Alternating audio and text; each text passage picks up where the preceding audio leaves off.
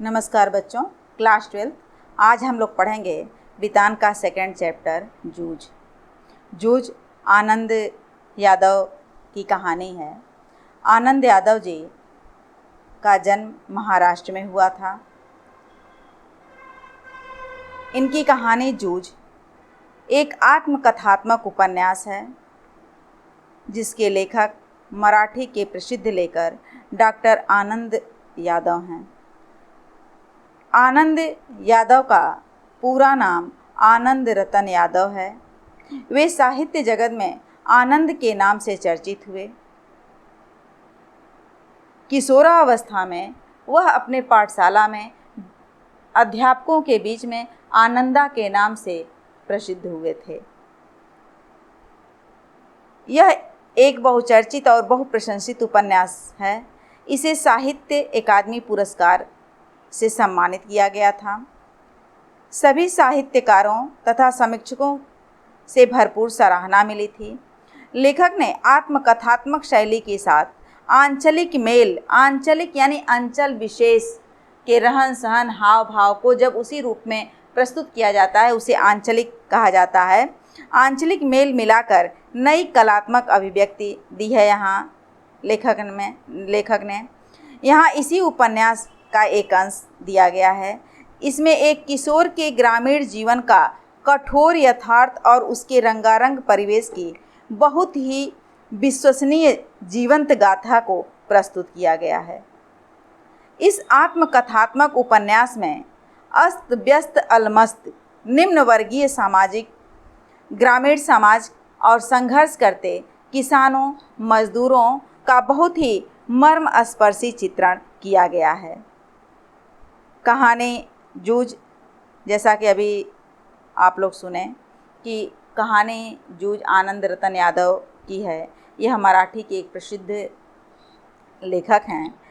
इस जूझ कहानी के माध्यम से लेखक ने स्वयं के जीवन चरित्र को ही यहाँ रखा हुआ है। लेखक के पिता ने लेखक को पाठशाला जाने से रोक दिया।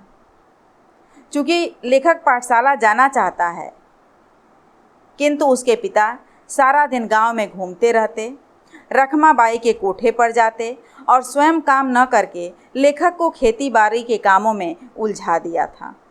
लेखक पढ़ना चाहता था। उसे लगता था कि खेती से कोई लाभ नहीं, बल्कि पढ़ने से उसे नौकरी मिल जाएगी या वह कुछ व्यापार कर लेगा। दिवाली बीत जाने पर महीना भर ईंख की पेराई के लिए कोल्हू चलाना, क्योंकि लेखक के पिता को गुड़ की अच्छी कीमत मिल जाती थी। एक दिन लेखक ने माँ से पाठशाला जाने की इच्छा व्यक्त की। माँ भी चाहती थी कि वह पाठशाला जाए, लेकिन पिता के गुस्से के भय से वह चुप रहती थी। एक दिन लेखक के मन में क्या आया कि जब उसने देखा कि माँ गोबर के उपले बना रही है और लेखक माँ को पानी देने लगा। उसी समय पा करके लेखक ने माँ के सामने अपने मन की बात रखी। माँ चाहती थी कि बेटा पढ़ने जाए, लेकिन वह मजबूर थी, लाचार थी।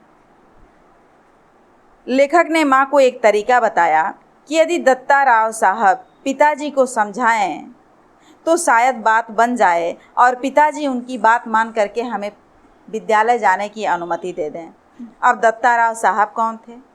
दत्ता राव साहब इलाके के प्रभावशाली व्यक्ति थे। उनके सामने लेखक और उनकी माँ बेटे में बात होती है कि कल हम लोग उनके सामने चलेंगे। वहाँ जाने के बाद दोनों माँ बेटे ने अपने मन की सारी बात बताई और यह भी बताया कि अगर पिताजी जान जाएंगे कि हमने आपके यहाँ आ करके ऐसी बातें बताई हैं तो हम पर बहुत क्रोध करेंगे। दत्ता राव साहब ने कहा कि कोई बात नहीं, तुम लोग जाओ और उससे कहना कि मैंने उसे बुलाया है। और दत्ता राव साहब ने यह भी बताया कि जैसे ही पिता आएंगे तुम थोड़ी देर के बाद पीछे पीछे आ जाना और जब मैं कुछ पूछूंगा तो बिना भयभीत हुए सारी बात पिता के सामने कहना। दोनों माँ बेटे घर आ गए। घर आने के बाद जब पिता आते हैं और पूछते हैं लेखक की लेखक की माँ से कि दत्ता राव साहब के यहाँ तुमने साग भाजी दिया? वह कहती है हाँ। फिर पूछते हैं कि उन्होंने कुछ कहा? वो कहती है नहीं, किंतु उन्होंने आपको बुलाया है। अब लेखक के पिता बिल्कुल घबरा जाते हैं कि दत्ता राव साहब ने मुझे बुलाया है, कौन सा काम है, कौन सी मैंने गलती कर दी जो इस तरह उन्होंने बुला भेजा है। लेखक की माँ कहती रह जाती हैं कि खाना बन गया है, खा लो, लेकिन वह कहते हैं कि नहीं, मैं जा रहा हूँ, पहले दत्ता राव साहब से मिल कर आऊँगा कि क्या काम है, उन्होंने किस लिए मुझे याद किया है, तब खाना खाऊँगा। इस तरह लेखक के पिता दत्ता राव साहब के पास योजना के तहत मिलने पहुँच गए। थोड़ी देर के बाद लेखक भी वहाँ पहुँचते हैं। लेखक को देखते ही दत्ता राव साहब अपने पास बुलाते हैं और उसकी पढ़ाई लिखाई के बारे में पूछते हैं। चूँकि दत्ता राव साहब साथ थे, इसलिए लेखक ने बिना डरे पिता की हर बात बताई कि यह हमें पाठशाला नहीं जाने देते, हम खेती के काम करते हैं, आदि आदि। दत्ता राव साहब बड़ा क्रोधित हुए। उन्होंने लेखक के पिता को डरा धमका कर समझाया कि बेटे को पाठशाला भेजो, यदि तुम पाठशाला भेजने में असमर्थ हो तो स्वयं यानी मैं खुद आनंद को पाठशाला भेजूंगा। इस प्रकार लेखक का पाठशाला में पुनः जाने का मार्ग प्रशस्त हुआ। किंतु दूसरे दिन पिता की ढेर सारी शर्तों को मानते हुए लेखक पाठशाला गया। शर्तें क्या थी? खेती विद्यालय जाने से पहले सुबह खेती के सारे काम करके जाना है, विद्यालय से आने के बाद सीधे खेतों पर जाना है, और अगर बुआई जुताई के समय अधिक समय लगेगा तो तुम्हें अपने पाठशाला से छुट्टी भी करनी होगी। लेखक ने सारी शर्तों को मान लिया। अब लेखक की दिनचर्या बहुत ही व्यस्त हो गई। वह प्रातःकाल उठता और अपने कपड़े और बैग लेकर के, कपड़े के नाम पर फटी धोती, सिलवटे पड़े कपड़े शर्ट थे, लेकिन लेखक उन्हीं को एक झोले में डालता और लेकर के खेतों पर चला जाता। खेतों पर वह लगातार काम करता और जैसे ही स्कूल का समय होता कपड़े पहन करके वह भागता। स्कूल जब पहुंचता है तो इसकी क्लास में सभी नए बच्चे, कक्षा में सभी नए बच्चे होते हैं। वह नए बच्चे इसके कपड़े को लेकर के, इसके रहन सहन को लेकर के इसका बड़ा ही मजाक उड़ाते हैं, बड़ा ही उपहास करते हैं, इसकी धोती खोल देते हैं। किंतु अध्यापक जो थे वह आनंद को बहुत प्रोत्साहित करते थे। उनके उपहास के कारण लेखक के मन में ऐसी बात आने लगी कि मैं तो घर पर ही सही था, नाहक यहाँ आया। किंतु लेखक के कक्षा में एक बसंत पाटिल नाम के होशियार बच्चे का दाखिला हुआ। वह गणित में बहुत तेज था। उसके आने से लेखक की उससे दोस्ती हो गई और दोनों साथ साथ हर कार्य पढ़ाई का करने लगे। अब लेखक भी मेहनत से बसंत पाटिल के जैसा बनने की कोशिश करने लगा। मास्टर प्रेम से लेखक को आनंदा कहकर बुलाते थे। एक मराठी भाषा के जो अध्यापक थे सौदल गेकर, लेखक इनसे बहुत प्रभावित हुआ।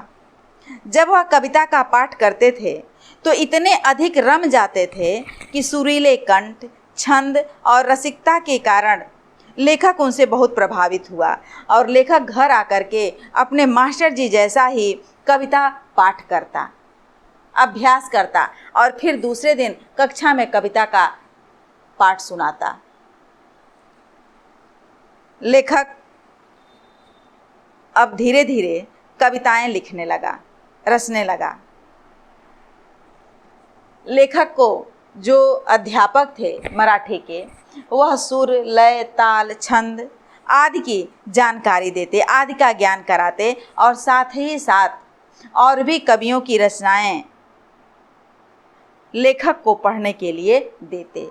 इस तरह अपने अध्यापक के प्रोत्साहन, उनके द्वारा किए गए मार्गदर्शन से लेखक का मन कविता करने में रम गया।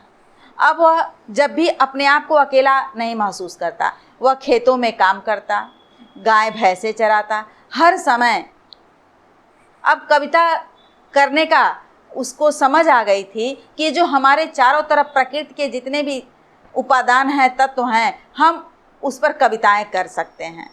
और वह कविताएं करने लगा। कभी कभी कविता करते समय उसे ऐसा जुनून सवार होता कि प्रतिदिन की कविताओं को जब विद्यालय जाता तो अपने अध्यापक को दिखाता, वह उसे बताते कहाँ क्या कमियां हैं, उसकी अच्छाइयों के बारे में उसे बताते, शाबाशी देते। एक दिन कविता करने के बाद, लिखने के बाद, रचने के बाद उसे ऐसा जुनून चढ़ा कि उसने दूसरे दिन की प्रतीक्षा नहीं किया और रात में ही अपने मास्टर जी के घर पहुंच गया। वहां जाने के बाद मास्टर जी ने आनंदा की कविताएं पढ़ी, उसको शाबाशी दी और इस तरह मास्टर जी ने ही उसे छंद, अलंकार, लय का ज्ञान कराया और जिसे क्या ज्ञान लेकर के लेखक के मन में कविता की समझ विकसित होती गई और वह कविता करने लगा। यानी अपने मित्र और अध्यापक के साथ रह करके लेखक साहित्य जगत में अपना एक स्थान प्राप्त कर लिया। धन्यवाद।